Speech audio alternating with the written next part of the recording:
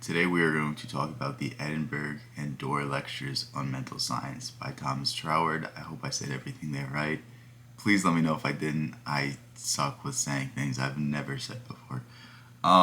This book was very interesting. It was very dense, but compelling at the same time.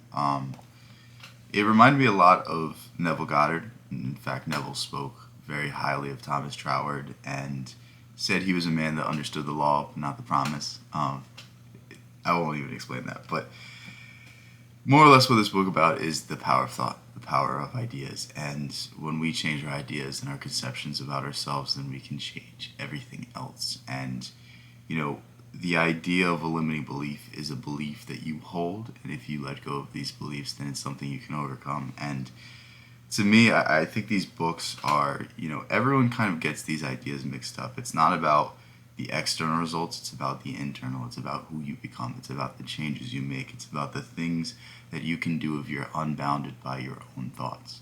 How would you respond if your world was exactly as it should be? How would you respond if in every moment you could make the right decision?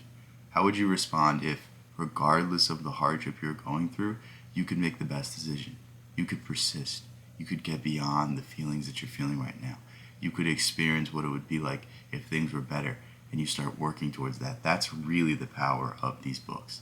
That's really the power of the Edinburgh or the Dore lectures. And, I think it's well worth a read if you have already exhausted Neville Goddard's resources. I think, Neville's here, Troward's here. It's not quite as poetic. It's not quite as inspiring, but I had a whole lot of fun reading this, and there were several points which really stuck with me. And what I really want to emphasize is if you are lacking creativity, these are the types of books you need to read. I don't care what the title is, who wrote it, whatever it is. Like, if you want to become more creative, you have to read books like Neville Goddard, Thomas Troward. Everything persists from one, imagination, and two, faith in the imagination. If you can have faith in your imagination, if you can have faith before something is seen, then you can create something great. But if you don't have any sort of faith in your ideas, if you don't have any willingness to carry them out, if you don't have any conviction when times get hard, you will never be able to carry through. You will never see what it is that you want. It's faith in the unseen that makes the things seen. And that's really the kind of ideas that are talked about here. I'm not going to go too much into more detail because I think I am going to repeat myself. I think I'm going to just say things that I've already said on the channel. But overall, tremendous book. I really urge you guys to pick it up. And I really, really, really hope that if you like Neville Goddard, you will pick this up as well, because I think there's a very much overlap between the two. And I think the ideas are very congruent, and they will build to your library of mastering your mind. More or less what this book about is that there's one universal idea that everything is formed from the mind. Everything is formed from our observation and our conception. And if we change our conception and observation, then we change our world.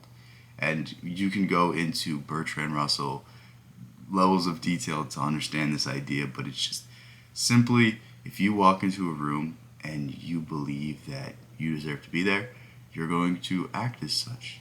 If you go into a room and you feel that imposter syndrome and then somebody asks you a question, you're going to stutter a little bit. You're going to feel less confident in the things you say. And, you can extrapolate this onto a much larger level. You can take this and you can really run with this idea, and you can understand that everything that is going on in our lives is directly a response of our conceptions about ourselves, the way we carry ourselves, the way we believe ourselves to be capable of certain things or be capable of not doing something. Like, these things hold so much weight and these things hold so much power. So, even if you don't pick up this book, even if you don't pick up any sort of book that holds this kind of idea or teaches you this kind of stuff, just understand that, the moment you believe that you can do something, you can do it.